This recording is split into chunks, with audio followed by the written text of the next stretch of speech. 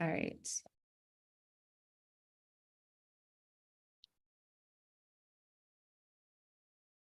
Okay, so here's the link. Okay, here's the link. Okay, so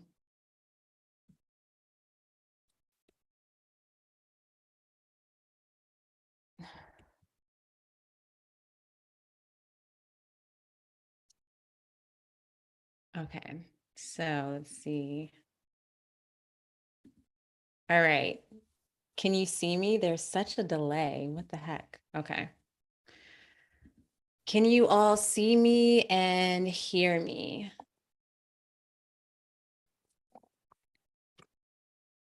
Yay. Can you hear me as well? Hi. Oh my God, people actually showed up. That's awesome because I was not sure if that would happen. Yes, you can hear me. Okay, I'm just gonna make sure. I want to see if I can pin this comment. Okay, yeah, so join.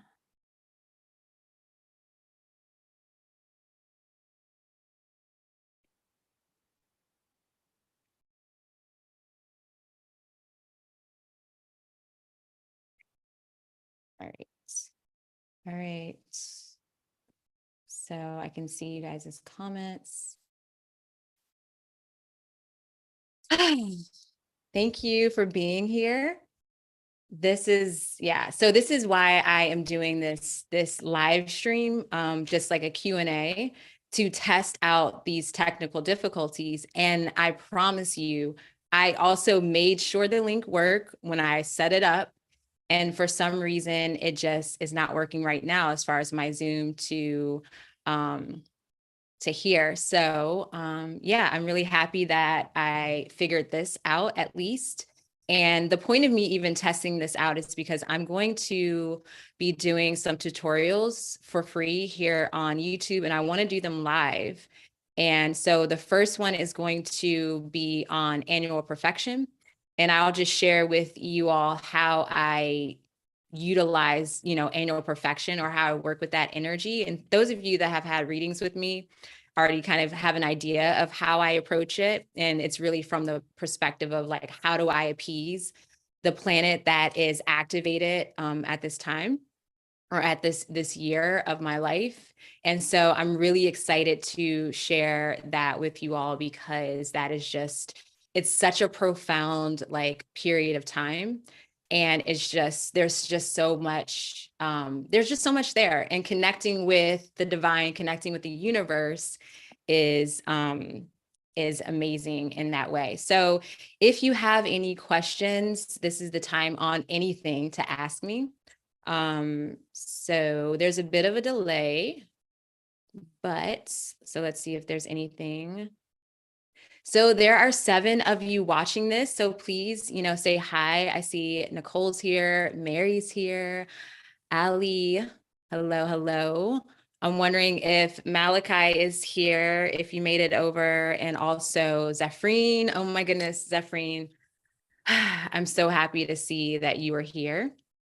And foreshadow, I'm not familiar with who you are. So, you all can share where you are tuning in from, and also maybe how you found me. Are you just someone that found me on YouTube, or do you follow me on Instagram? A lot of you, of course, I already know. So, so are we going to discuss random and current topics? Yes, we can, and we will discuss random and current topics. I would like to keep the topics on, astronomy, astrology, spirituality. You can ask me any questions. Katie and Devin. Oh, hi. Hello. Happy Imbolc, everyone. Portland, Oregon. Yeah, so you can ask me anything you like. And a lot of you, so I guess I will share a little bit about myself, but a lot of you already know. But I'll just share basically even the name Urania Universe, because I feel that I have had people get confused about the kind of astrology that I do.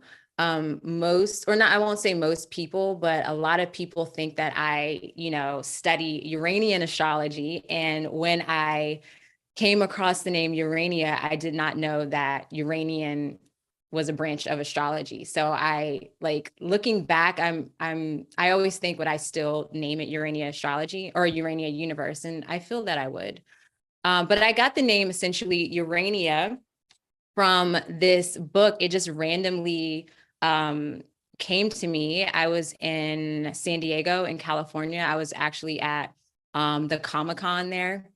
And I was at a used bookstore. I found this book. I can't remember the name of it, but it's basically a Dianic book of like feminine goddess witchcraft energy, I guess you could say. It's very political, but from a feminist witch Wiccan perspective. I don't know, it just caught my attention. And within the first couple of pages, she just briefly, the author mentioned Urania. And it was like, oh, Urania is, the goddess of fortune telling and astrology and astronomy of the stars and all of that. And I was like, that's it. That's what I want to really identify as for some reason. I didn't really go deep with it. And so then I just changed my Instagram name to Urania Universe, and it kind of just went from there. And before it was Urania Universe, it was actually Dakini Magic, because I have had a strong and do have a strong connection with Tara, specifically green Tara, but I've worked with red Tara too, which is a part of that Dakini energy. So yeah, and Urania is just totally my vibe, the astronomy, the astrology. I guess you could say fortune telling now with Hellenistic perspective. And so that is essentially the origin of Urania Universe, or why I named it Urania Universe. All right, so I found your content through astrology videos. Oh, cool. Well, thanks for tuning in. Tuning in from the deep black abyss. What's up, fellow light? Lilith Storm. Awesome. So yeah, do you all have any questions for me?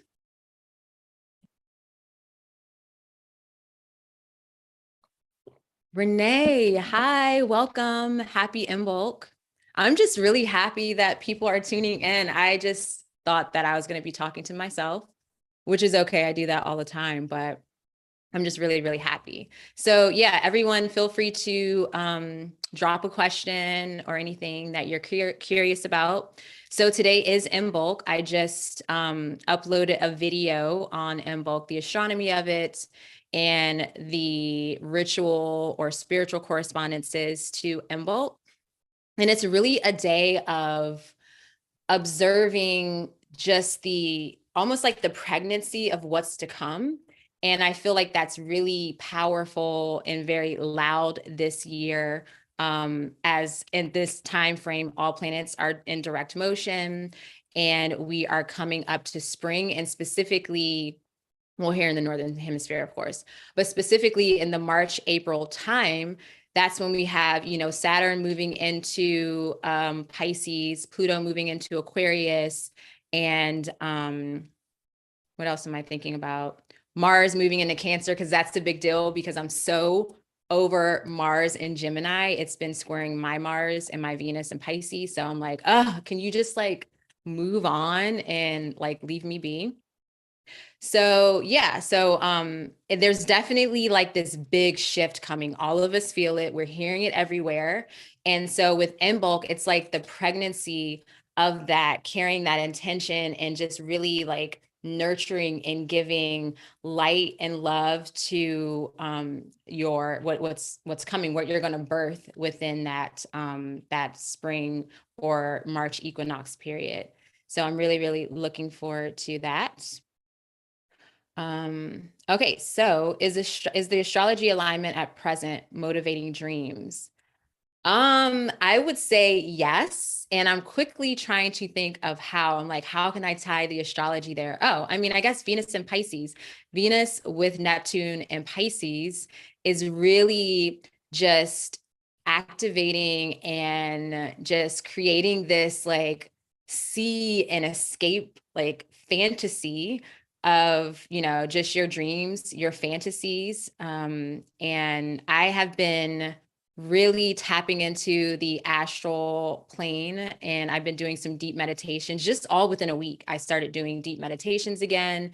And if you all follow me on Instagram, all of a sudden there has been this energy, Baphomet, or yeah, Baphomet.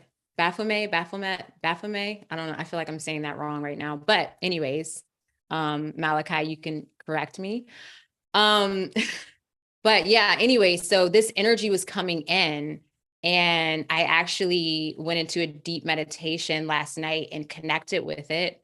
And yeah, I kind of set some boundaries, but it's definitely an interesting teacher. It already presented me with some questions. So it's almost like I was going to say we're teaching each other, but not necessarily. Like I'm asking it questions and then it asks me questions back. So I'm just like, all right, so I guess this is how it is. But this is perfect because again, Saturn is my Lord of the year, and my Saturn's in Scorpio. The house that is activated for this annual perfection is my third house, which is the house of learning, communing, or engaging. It's also the house of the goddess, but it's ruled by Capricorn, I guess is what I'm trying to say. And so that learning and that energy exchange has already begun to happen like in the astral plane with this being. And it's just interesting because I'm coming to it with questions like, why are you here? And like, what do you have to tell me? And it was just started asking me questions like, what's your intention for, why do you want to connect with nature time, with the cycles of, Earth and the sun and you?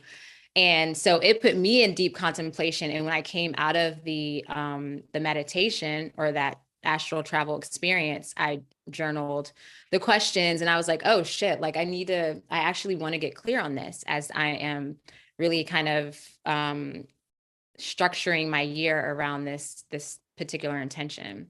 So yes, I would say dreams are really powerful right now, and I've been wanting to like sleep.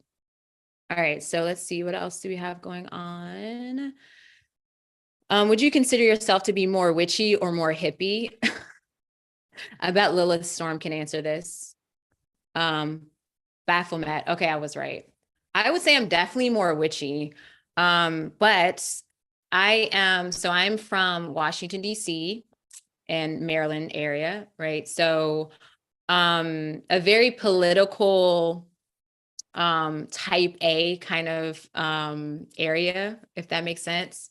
And so my point of saying this is that when I'm here in Maryland and in DC, I'm the hippie. I'm the eccentric one. I'm freaking weird. And I feel that I did embrace more of that hippie aspect when I was really connecting with my Aquarius sun. And so, yeah, like even my mother would be like, you need to wear like regular deodorant because, I'm wearing Tom's deodorant. And this is back in the early 2000s. And I'm walking around with no shoes on. I would walk around with no shoes on in DC, which is kind of crazy.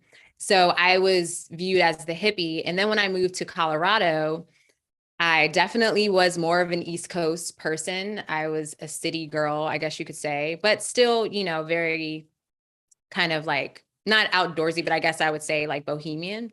And so, but then I definitely started really connecting with the witch aspect, or was like really identifying with that. So at this point in time, I would absolutely say I am more witchy than hippie. But that was a cool question. Thanks for asking. Okay, tuning in okay, yeah, I saw that. Oh, Renee, I'm so happy you're enjoying this. Happy in bulk. Uh, Lilith Storm says she's definitely more witchy, no hippie here. I speak from, yeah. Yeah, you love the hippies. Baphomet. Oh, Malachi, that's not the Renee. That's not Renee, Colorado Renee. That's someone else. Another beautiful Renee. Is there a term or phrase for this kind of integrating guide or interrogating guide? I just think it's the way the energy showed up. So this is really interesting. This being, okay, if you saw it on my story, has a really heavy like connotation to it. And I was kind of hesitant to post it on my story because I know it would like conjure a lot of emotions, right? Because one of the things, right? I mean, it's pictured, it looks like it's like the devil. Also, there is some negative connotation to it, like it's course it people compare it to, or not compare it to, but basically the Illuminati, right? Like, or those like elites. I've heard that too. And I was trying to do research. Like this entity or being came in, my perspective, I would say like not even a week ago. And so I was doing research and I've seen it before. And so I already had my my predetermined perspective of it. So long story short, this being actually holds this space of duality, right? And I like what Lilith Storm, we had a conversation about this, and he mentioned that it is basically the in between the light and the dark. Am I saying that right? I hope I'm saying that right. He'll correct me. But long story short, this, I guess the term for this particular interrogating, it's just a teacher is the way it's coming through. It's just very ambiguous is a good word for it. Because I even couldn't say she or he, it's definitely a they. I mean, if you look at the imagery of Baphomet, it's half goat, half human. It has breasts. It's also on it there is the what is that? The double serpent, right? I can't think of it with the rod, but it's basically, and it has the waxing and the waning crescent. So it's really expressing duality. And as I'm learning, it's more of, has to do with high magic and alchemy and astral light, and more of it is like what's going on. It's teaching, and the way to connect with it is through the astral plane. So it's working with that kind of energy. And when I actually, and I haven't shared this with anyone, but when I commune with it last night, um, I actually learned that image of Baphomet within itself is an avatar of the person that created that image. And it basically is just representing the high magic, the alchemy, and basically the in between, the light and the dark, the in between space. And so, yeah, the person was like, yeah, that's just an avatar. Like, as like how Urania is my divine self and my avatar, Baphomet is the avatar of the French occultist that created it.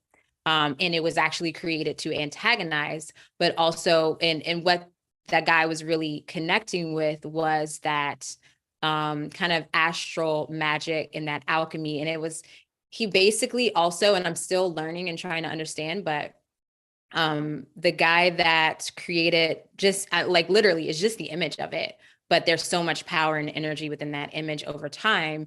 And he essentially created that being like he brought in like so many different archetypes, right? Of like, basically you can think about Mercury, how that goes in between worlds, right? And there's that hermaphrodite aspect of it. And I can't think of other ones, but, and it definitely has pan energy, but it's definitely it's very earth based, but also the astral. And it definitely feels connected to my intention of seeking that bridge between sun and earth, or heaven and earth. And even the triad is something that came through of the sun, the earth, and us beings, life on earth, but specifically you could say humans. And that connection, that triad connection, is creation. And literally I got the all-seeing eye within the triangle, and I was like, connecting the dots here. And it doesn't have to necessarily be a bad thing, right? There's just, people can learn the magic and learn the power and then use it in the form of like malpractice, right? So it's like, how do you want to use it? And this was what was communicated with me when I connected with this being. And so I'm not really afraid of it. It definitely caught me off guard at first. I was like, why are you coming through? But Capricorn is what is active in my chart right now. And so it makes sense. All right. So I'm going to go back up to the questions. So I don't know, if there's an actual term or phrase for this kind of guide, but it makes me think of this book I read years ago called Ishmael. And it was like teacher seeking pupil, right? And it's like, so it's literally me or the teacher seeking out a student. And I feel like this, this being, it just lines up. And I guess it would help to say that for me, spiritually, the kind of practitioner I am, is that I just kind of connect with all different like deities, beings, gods, goddesses. I don't really have like a strict practice. And that's something that's come up in the past. And people are like, what are you? Like, are you Wiccan? Are you Christian? Because I connect with Yeshua, which is Jesus. And they're like, okay, and Mother Mary and all of that. And they're like, okay. But then I connect with who else? Like, I mean, obviously Green Tara, which is Buddhist, like Tibetan Buddhist, and then like Hecate and Lilith and all of that. So I'm all over the place. But for me, it's more of like a mutual energy exchange. And it's just, I don't know. I feel like there's something in my past life that I just, I have no idea. I mean, I know, but I can't express it in words. So I have a lot of beings that I connect with, but there's no like commitment or specific to devotion to like, this is my being, right? This is my, except maybe Hathor is starting to kind of come forth. Have you heard of sacred geometry? Yes, absolutely. All right. I'm reading the comments here. Like stress that I don't like showing itself coming through. Oh, okay. That's a different conversation. Oh. Angels go between. Oh, Rita. Hello, Rita. Happy Imbolc. Welcome. Angels go between worlds. Absolutely. Yeah. And I'm really closely connected with Archangel Michael. That's definitely one of my top connections. So when I'm feeling unsafe, like when that energy was coming through, I like definitely Archangel Michael. And he likes me to command him to come in. Like, I'm like, I command your protection, your shield of light now. And he respects that. Like, so, it's all love. How did you know it was Baphomet? Well, it started coming through, like I said, so it was just mentioned. I was watching a pick a card reading on YouTube, and the reader mentioned this being, and I know when it's really speaking to me, because I'll listen to it over and over again, like several times. And I couldn't really get it. And I was like, what was the name of this? Right. And so I kept rewinding and I tried to Google from what she said and I couldn't pick it up. And so I just commented. And mind you, this woman has like thousands, hundreds of thousands of followers. So I'm like, and this was a couple hours after she posted. And so, Mary, if you're watching this, I'm talking about White Feather Tarot. And so I commented, I'm like, what's the deity's name you mentioned in pile number 1? And she got back to me within like 10 minutes. And so I was like, oh, okay. And it was what she spoke about Baphomet. She said that it is a teacher of esoteric teachings. And it's like the energy is exchanged, or the alchemy or something is exchanged through the teachings, like, or the energy is shared through the teachings or something, but it was definitely esoteric. And I don't know what it was, but it rang a bell within me. And I was like, okay, I need to learn more. And the way I knew it was Baphomet when I did the trance last night is the night before I saw a shadow on my door of my bedroom. And I mean, I took a picture and put it on Instagram, and it had like, I couldn't get the whole shadow in there, but like most of it, like you could see the face. In the night that I saw it, it literally had an eye, and the fan in my room was moving the candle flame. And I was like, oh shit. Like it kind of, it caught me off guard. And I tried to ignore it. And I was just on my phone laying in bed listening to music, and I couldn't ignore it. It was like I was being watched. And I was just like, what the hell? So I like turned the light on. I'm like, I'm not doing this right now. But then I like a friend calmed me down and talked to me, and it's like, grounded me essentially. And I was like, okay.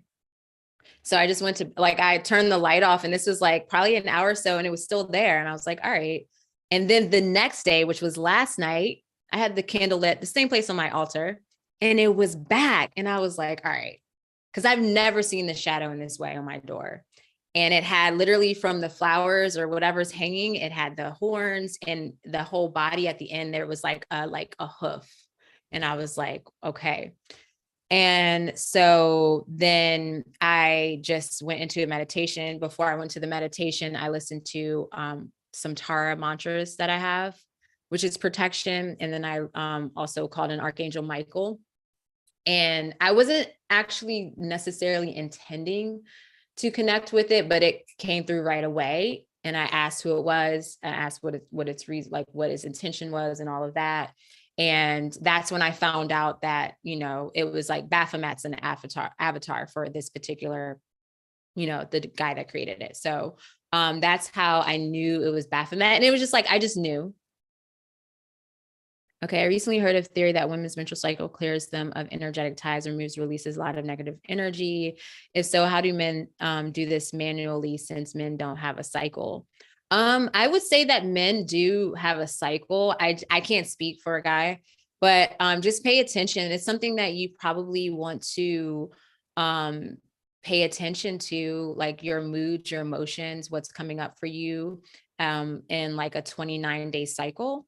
And also I would say even, so journaling that, reflecting that over a couple months. And then also if you have your birth chart, look at the phase of the moon that you were born under. So what's the relationship between the sun and the moon in your chart? And then you can potentially, get an idea of when your cycle starts, right? Because I tend to also look at the moon as well in people's charts to see like, this is the day of like you set, or this is the time period where that's your new moon essentially, or that you can set an intention, even if say it's a dark moon, such as myself, or a balsamic moon, but that might give you a way of understanding that. And then if you just set that intention of connecting with the moon in that way, that could be a way to really help you connect to the moon and do the whole release and, receive and release also as well. So I hope that makes sense.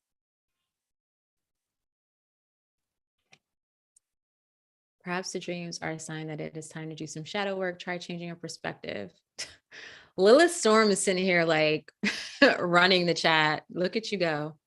Have you checked out the devil in the thought deck? I need to check that out. I have my thought deck here with me, so I'm going to check it. But is there something in the specific to the thought deck that I need to be aware of? Or you're just saying like, look at it, check it out. I am also going to check out the, you said the Aleister Crowley magic book number 4, I think is what you said. I'm going to go look back in our chat, but, I'm going to check that out too. It, like I said, it just literally came forth. But it's interesting because I've been looking for information everywhere. And I just feel that to get the most pure information, and I guess you could say like meaning of this being, is to just go in the astral plane, which I'm actually really good at. I haven't done it in years. In this particular way where I set an intention, I journal the intention, or I have questions, and then I drop into meditation for like 45 minutes to an hour. And then I come out and I just start like automatically writing, which makes sense because, my Mercury's in Capricorn, and this is also in the 3rd house, and that 3rd house also correlates to writing.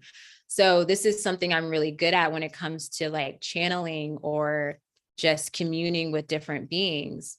And that's the way in which I also met my spirit guide, or my, like you could say, spirit team, was through this kind of practice that I have. So it makes sense. I feel that, I need to connect more, but I set some boundaries because there's a lot of like, I can definitely see like in the devil, like that energy doesn't scare me.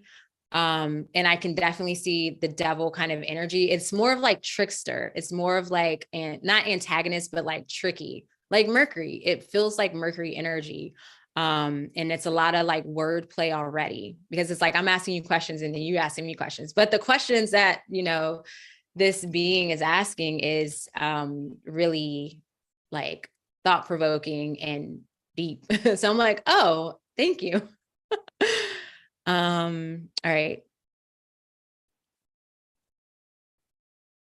Yeah, I knew immediately. Okay.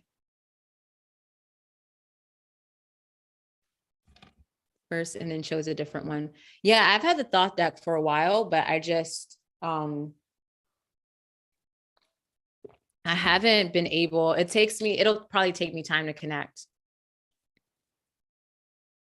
Nicole, Archangel Michael lives with you. Do you ever, Nicole, so have you seen him? I'm curious if you've like seen him in your mind's eye and how he presents himself to you. Because I see him in a particular way. So I'm curious if it's similar. But lately, and I would say right before, a few days before I did the travel, or started traveling, I saw the Queen of Swords. Like that was just like my single card for the day. And then when I rewatched that one reading, that was that mentioned Baphomet, the Queen of Swords was in that reading too. And she kind of like focused on that. Or maybe it was a later reading that I watched last night. Anyways, Queen of Swords. I've always connected with the Queen of Swords, specifically with my Aquarius. And then with Archangel Michael, I've had experiences with him where he's like giving me the sword, whether it's for protection, like a shield of light, or it's for clarity and awareness. And so I really like to ask or command to, have that sword. Especially when I'm confused and need clarity or truth. And so last night I also was like, it was almost like Garden of Eden type, energy where the flaming sword came down and it's like in front of me as actually like a shield of protection as I'm communing with this being. Cause I'm like, I don't know who you are. Like, what do you want? And that's how I was actually taught to, like I have specific ways of approaching beings. If you're someone that has these energies come to you, I know there's certain things that you can do to, one, you got to be firm and command your power. And then there's certain ways where you can kind of catch, like if it's a being that's saying that's coming forth, that's not who they actually are.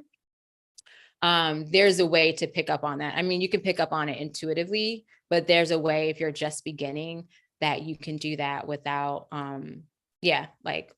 so that's a whole nother thing.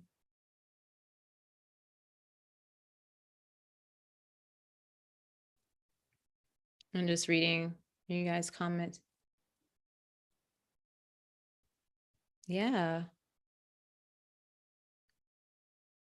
Okay. So Devin, you and I are on the same point as far as like male or connecting with the menstrual cycle. I love that you all are just engaging in. Oh, okay. So foreshadow. If the sun and moon are in conjunction, that's new moon. So I'm wondering if the sun is behind the moon in your chart or if it's in front of the moon. So that will indicate if it's on the waxing or the waning or the waxing side. So that'll give you a little bit more insight. Okay, how is Saturn related, identified with as Capricorn? How is Saturn related, identified with as Capricorn? Why? Okay, I'm an astrologer and I'm so confused. I don't know if you all have are experienced this, but it's really hard to focus.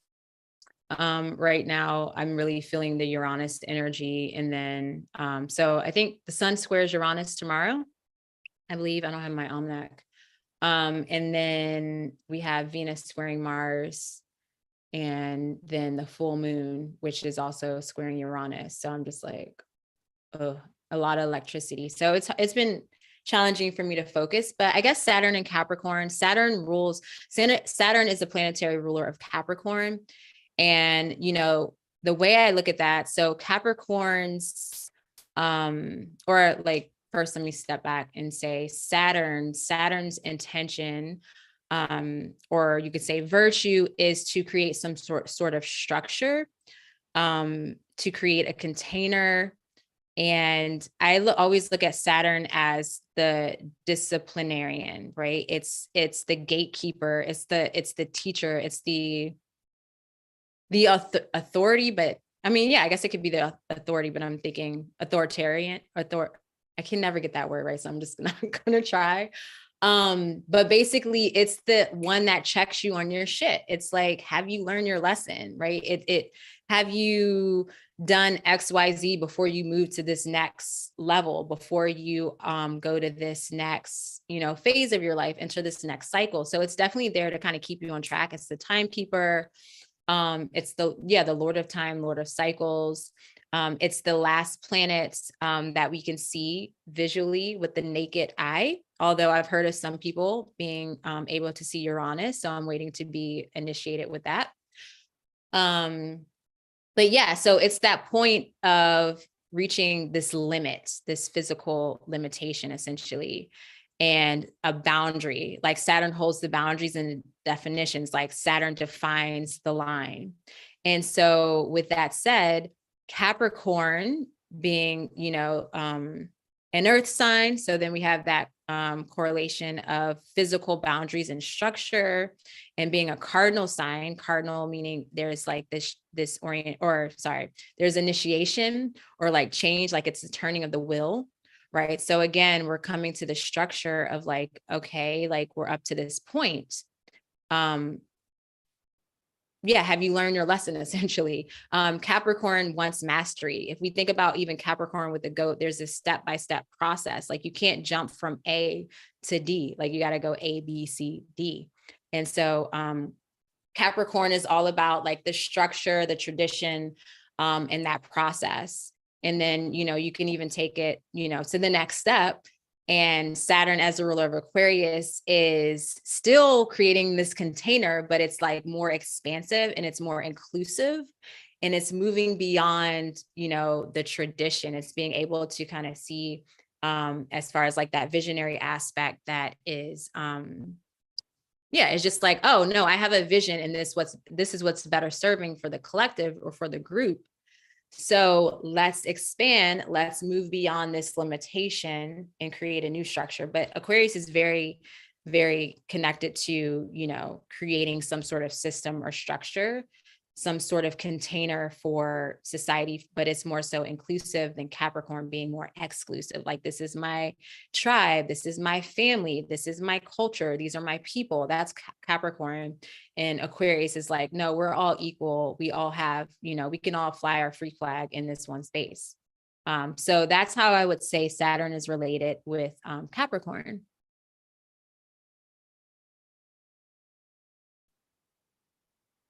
Ooh, I'm just reading about your dream, Mary.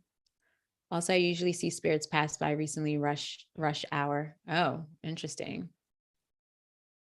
Yeah, it's hard for me to, I recall my dreams, but then only certain parts.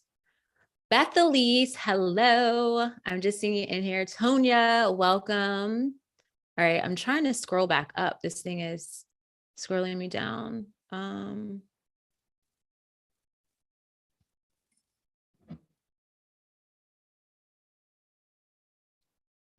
Both represent Capricorn. Oh, okay, Devin, that's what you're talking about as far as the devil card. Yeah. And I know, the devil in tarot is about temptation. It's about the main thing I like or that comes forth when I see the devil card is like what binds you, what sets you free. I like that. And so it is about restriction. And again, there's that aspect of limitations. And now that I'm saying that, I'm getting chills. So I think that is something that is a part of my lesson, right? I feel like I'm a student. Yeah, it's like my lesson and I got a journal and, that's something that's coming through. Like what binds me and sets me free, in this year, and also in connection to, the natural cycles.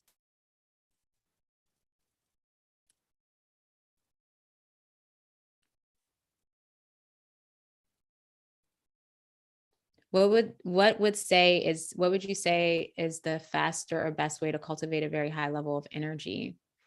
I would say just being present and just dropping into the moment is like the fastest way to cultivate that high level of energy. Ooh, somebody's trying to FaceTime me right now. No, sorry. Yeah. So, but I mean, I would not even focus on fast. The key is like alignment. So, how easy is it for you to get in alignment with your divine self, with your higher self? And that's just dropping into the present moment and just really, when you're in the present moment, you're not worried about the past, you're not anxious about the future, and you're just like in the here and now and showing up for whatever's coming up for you. All right. So I think I'm going to be on for like 10 more minutes and I'm going to wrap it up, but I want to go through all of these.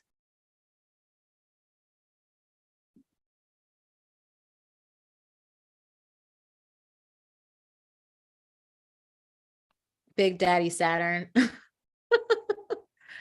You know what? Saturn, a lot of people hate on Saturn, and I have learned to love Saturn. I have Saturn right on my ascendant. And it's just, I feel that I'm very Saturn-like. I used to say I'm very boring. I used to be fun. But especially being a mom now, I'm just like boring. My moon is in Capricorn. Oh yeah, Renee, you and I both have our moon in Capricorn.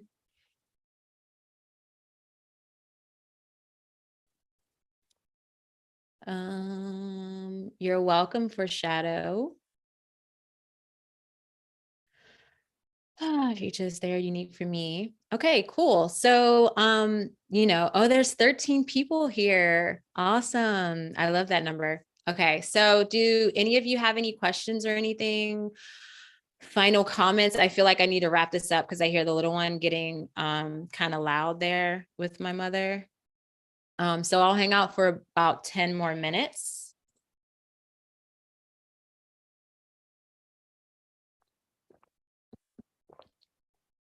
Moon in Aquarius in the 8th house. Man, the 8th house. So when you study astrology, there are certain signs in certain houses that just kind of breeze on through, or it's just like, how do I even put this into words? And I feel like the 8th house is one of those because I understand it on a practical sense, how it can correlate to, shared resources, other people's money, because it's in opposition to the 2nd house, which is your personal resources and your own money. But then there's this aspect of transformation. And I like to kind of look at the houses now from the perspective of the diurnal motion of the sun. The daily motion as the sun moves through our sky, or in the planets and all of that, right? Even from our perspective, right? And so when it gets to the 8th house, that is essentially that time period between like sunset and, midday. And so that time, it could be like 3, 4, 5 o'clock, 6 o'clock, summertime. And that's a time where it's just like, oh, I'm ready to transition into the nighttime. Like I'm done. Right. And so that aspect of transformation makes sense to me. And so then also what I really connect with is, I forgot what I was going to say. So anyways, transformation, that's the biggest thing. Oh, and I also look at the 8th house as also a house of the subconscious, right? It's kind of like, or a psychological house. Like I would say the 12th and the 8th and the 4th are more of those kind of like mysterious vibe type houses. And so I don't do the whole like 8th equals Scorpio equals, what would it be? Pluto? I don't do that anymore. Excuse me. So what did you say? The moon in Aquarius. So Aquarius with that house, that definitely feels like, in the moon there, I'm just picking up on intuition. I'm picking up on this ability to like really go off within your mind, your intuition. Like I was gonna say your fantasy, but not necessarily fantasy, but just like your visions, right? Like you can really take a journey in your visions with the moon in the 8th house in Aquarius. And it's almost like there's even this connection to like mediumship, I would say, because that eighth house correlating to transformation and death, that's something that comes forth. I'm just like, okay, this person, people, depending on everything else going on in your chart, but purely the moon in Aquarius seems like a medium, like you're kind of that way shower, right? Like you're like, okay, I'm going to show like these spirits, where to go, like lost souls essentially. And that could be like actual actual spirits, like that are trapped in between this world and moving on, like in the what do they call it, not purgatory, but I guess in the astral, the fourth dimension. But then it could also be people that are just lost, like lost souls in the waking life or in the present life. So with that moon in Aquarius, especially because Aquarius is like also the visionary, so there's some aspect of what do you see beyond like your visions transforming you, but on a deep emotional level. Because with that moon, there's definitely this very deep imprint of memory, you could say. And I would also look at the moon phase for that placement, because if it's a balsamic moon or waning in itself, like that's definitely like medium is what I pick up. That's just kind of what came through. Like, what's the energy look like? I feel I really relate more and more to moon sign than my sun sign. Yeah. And you know what, Bethelise, you're going through your own transformation from maiden to mother. And that would make sense too, for another reason why you're feeling the moon sign and feeling that eighth house, because it is that transformation, that transition. So maybe like that transition from maiden to mother is going to really open, your channels a bit. I mean, they definitely will, because it's literally the death of, oneself when you become a mother. Yeah, slowing down for sure.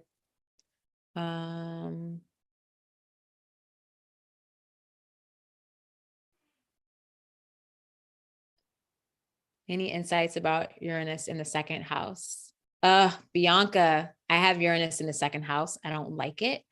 I just got a second house annual perfection. And no, I would just say there is unpredictability in survival or resources. Yeah. I mean, even your self-reliance, your survival, what's valuable to you, maybe that's kind of changing, or maybe there's things that happen that really, really catalyze change unexpectedly.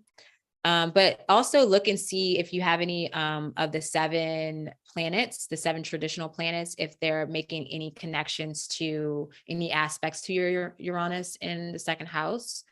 And that can give you insight onto if that's going to really be something that's very present. But when you do have those years where your second house is activated, then you may feel that more than usual, which is what happened with me. And I didn't like it. I was just like, my finances were very, very unpredictable. Mm-mm-mm.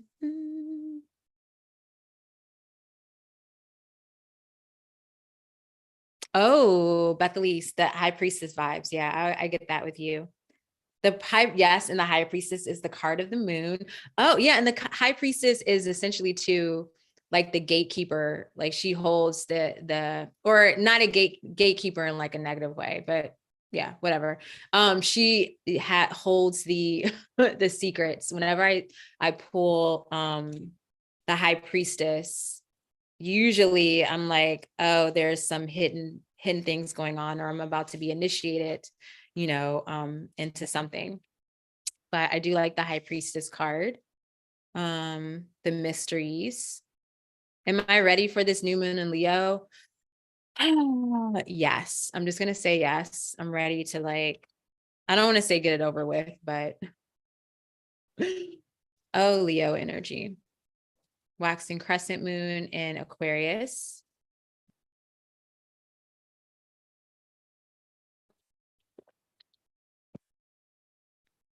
All right, I'm going to pull a card. I want to see what's coming up.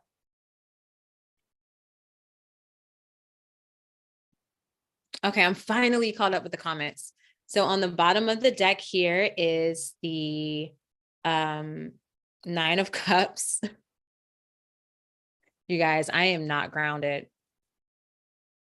9 of Cups here. So that's gratitude. So I'm going to see what card comes forth.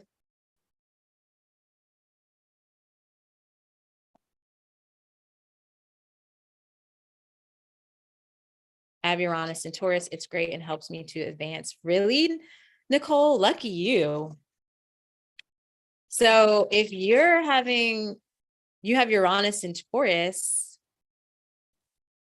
there's no way you're having your Uranus return. Do you mean Uranus in the second house? All right. So I'm going to pull a card just to see what comes forth for us tonight or today, wherever you are, whenever it is that you're watching this.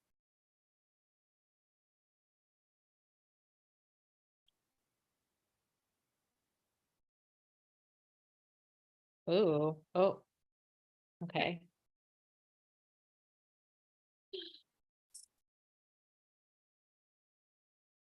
Okay, we're getting 3 cards here. All right, so first card, friends, we have the 7 of Cups.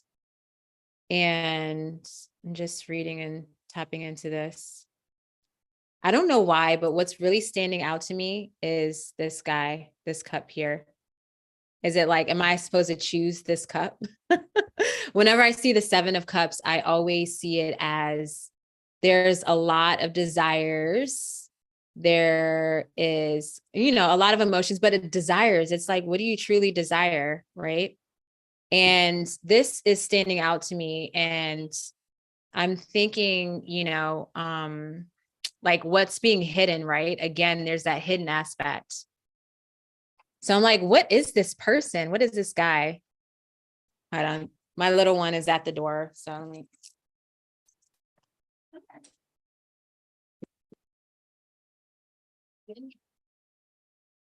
You got to chill.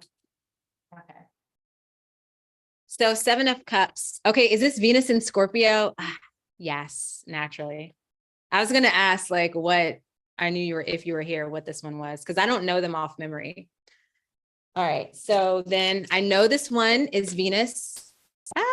Venus in Virgo, which I love this card. So this is independence. This is what I always strive for. Like just the joy of, being in my own garden, having my resources, being self-reliant. Like this is what I'm striving for. No. We're not nursing. No, sweetie. You got to wait. Okay. I'm not finished yet. I'm almost done. I'm sorry, sweetie. I'm live. I can't nurse right now. All right. And then the last one is the Emperor. Look at her face. Aries energy, right? Yeah, Aries. So, and what really stands out to me right now is, again, this message of the creator consciousness with the sphere. And sorry, I'm trying to figure out how to angle this. And the Ankh, that eternal life. Wow. So yeah, already it's like, what do you actually desire? Right. And I feel that we already know, we've already chose something. And I feel that this is the divine validating that it is supportive to self-reliance, to independence, and also that creator consciousness and the ability to create the reality that we desire. I'm going to get off, sweetie. Okay. So this is a good time for me to wrap it up. Thank you everyone for joining. And I will do this again. Stay tuned. Oh, what was the last card? It was the Emperor. So Venus, I'm sorry. 7 of Cups. Can I show them all the cards, sweetie? 9 of Pentacles. And the Emperor. Oh, so this is, we got Venus and Mars energy here too, if you think about Aries.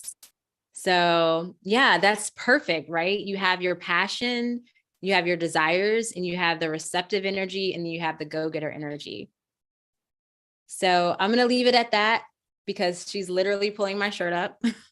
Thank you all for being here. And I'm going to do this again. And I'm going to also do that live stream tutorial. So stay tuned for that. And I'm going to end this live stream. I hope that it actually saves, but if not, you guys were meant to be here. So thank you so much. And